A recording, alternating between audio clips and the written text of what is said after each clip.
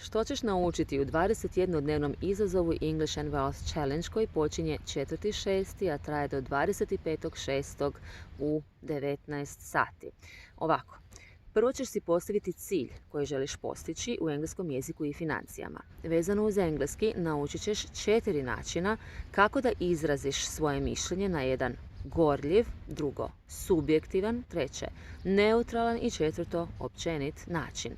Ali isto tako podučit ću te izrazima kojima se možeš poslužiti da spretno i tečno održiš prezentaciju na engleskom jeziku. Konkretno, kako da publici izraziš dobrodošlicu i predstaviš samu sebe, svoje ciljeve, temu izlaganja, zatim kako da završiš neku misaonu cjelinu ili odjeljak izlaganja, kako da koristiš poveznice kroz izlaganje da se referiraš na neki raniji primjer ili slajd, zatim kako da daješ rezime ili zaključak na kraju izlaganja i konačno kako predaješ riječ drugom govorniku, a sve na način da svojoj publici privučeš i zadržiš pozornost i interes za svoju temu.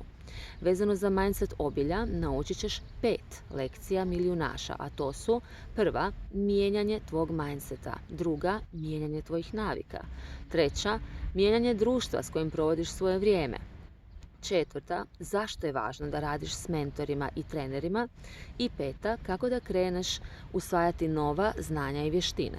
Također naučit ću te 4 novim izvorima prihoda koja možeš početi graditi u svom životu, po jedan za svako godišnje doba.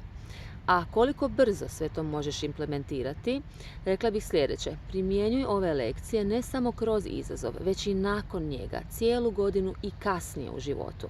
Neka one postanu tvoj lifestyle, jer će ti pomoći da opuštenije i samopouzdanije razgovaraš na engleskom i da lakše i brže kreneš graditi svoju novu financijsku budućnost i slobodu.